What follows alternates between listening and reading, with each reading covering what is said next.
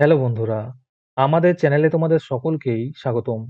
আজকের ক্লাসে আমরা ক্লাস 7 এর রায়ো মার্টিন 2026 প্রশ্নবিদ্যার পরিবেশ ও বিজ্ঞানের ফার্স্ট সেমিটিভের 1 নম্বর মডেল সেটের প্রশ্নোত্তরগুলি আলোচনা করব।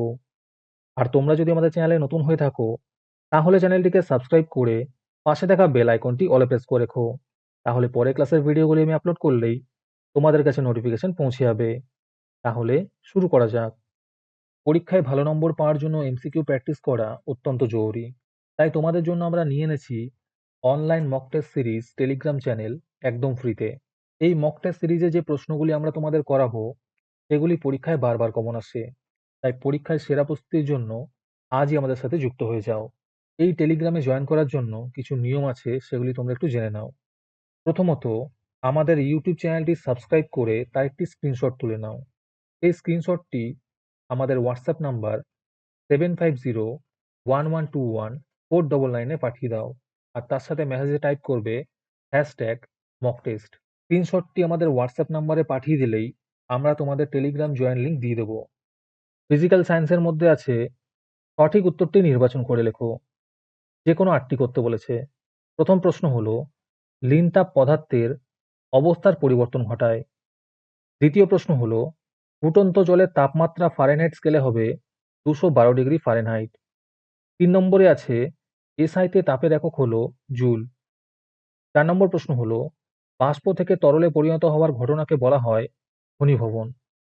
5 নম্বরে আছে তাপ হলো এক প্রকার শক্তি। 6 নম্বর প্রশ্ন হলো, এ মৌল দুটি ইলেকট্রন বর্জন করলে তার চিহ্ন হবে A2+।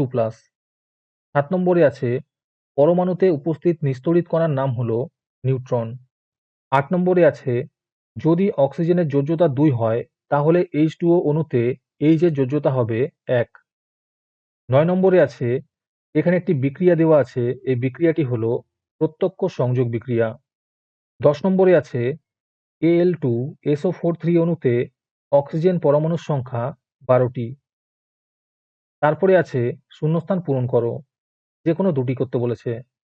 1 নম্বর প্রশ্ন হলো, 0 ডিগ্রি সেলসিয়াস উষ্ণতার 1 গ্রাম জল থেকে 80 ক্যালোরি তাপ বের করে নিলে তা 0 ডিগ্রি উষ্ণতার 1 গ্রাম বরফে পরিণত হবে।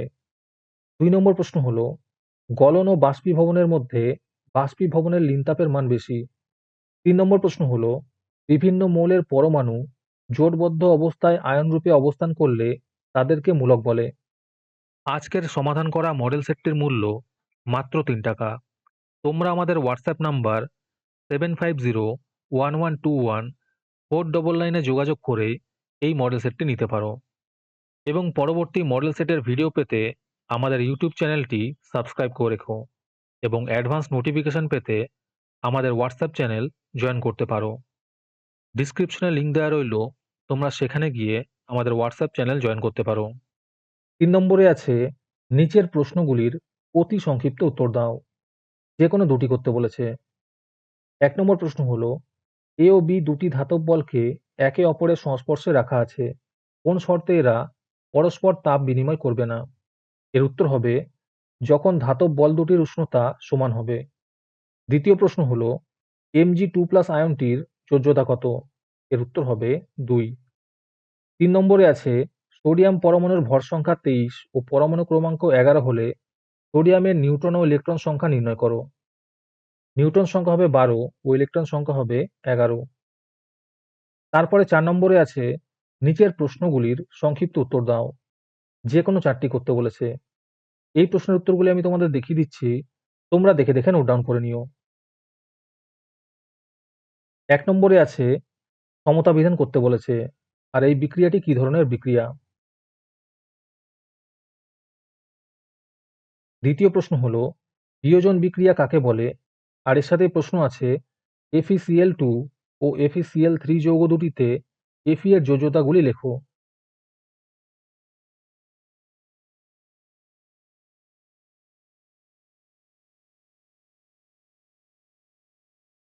3 নম্বর প্রশ্ন হলো, যদি X মৌলের যোজ্যতা 2 ও Y মৌলের যোজ্যতা 3 হয় তাহলে X ও Y মৌল দ্বারা গঠিত যৌগের সংকেত লেখো। আর এর সাথে প্রশ্ন আছে মিথেনের সংকেত লেখো।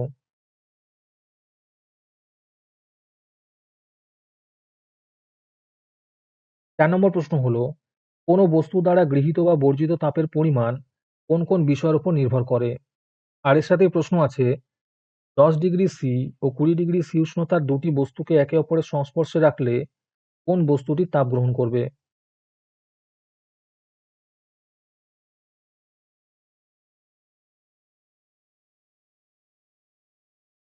5 নম্বর প্রশ্ন হলো, 5°C ও 40°C কে ফারেনহাইটে পরিণত করো।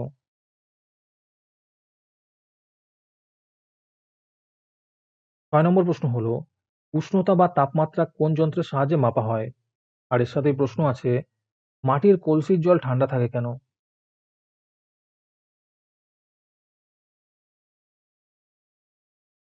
তারপরে লাইফ সায়েন্সের মধ্যে আছে, সঠিক উত্তরটি নির্বাচন করে লেখো। যে কোনো 4টি করতে বলেছে। 1 নম্বর প্রশ্ন হলো, খাদ্যে যে উপাদানের অভাব হলে রাতে দেখতে কষ্ট হয় তা হলো ভিটামিন। দ্বিতীয় প্রশ্ন হলো, মানুষের চুল ও নখে যে প্রোটিন থাকে তার নাম হলো কেরাটিন। 3 নম্বরে আছে, জলে গুলে যায় এমন একটি ভিটামিন হলো ভিটামিন বি। 4 নম্বর প্রশ্ন হলো, ভিটামিন ডি এর অভাবজনিত রোগ হলো রিকেট। 5 নম্বরে আছে, খাদ্যের যে উপাদান থেকে শক্তি পাওয়া যায় না তা হলো ভিটামিন। তারপরে 2 নম্বরে আছে, শূন্যস্থান পূরণ করো। যে কোনো দুটি করতে বলেছে। প্রথম প্রশ্ন হলো, লিপিডের একটি উদ্ভিজ্জ উৎস হলো নারকেল।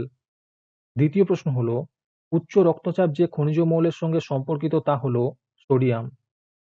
3 নম্বরে আছে, শ্বেতসার হজম হওয়ার পর যে সরলতম অণুতে পরিণত হয় তার নাম হলো গ্লুকোজ।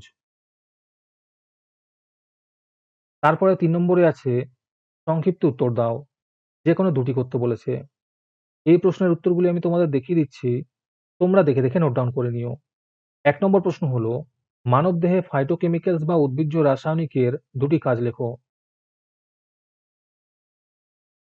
দ্বিতীয় প্রশ্ন হলো, সংশ্লেষিত খাদ্য কাকে বলে, একটি উদাহরণ দাও। 3 নম্বর প্রশ্ন হলো, উদ্ভিদের খাবার তৈরির জন্য প্রয়োজনীয় যে কোনো দুটি উপাদানের নাম লেখো।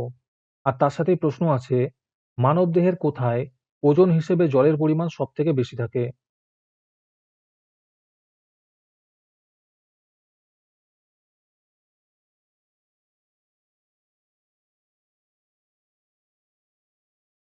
আজকের ক্লাসটি তোমাদের ভালো লেগে থাকলে ভিডিওটিকে লাইক এবং চ্যানেলটিকে সাবস্ক্রাইব করে দিও।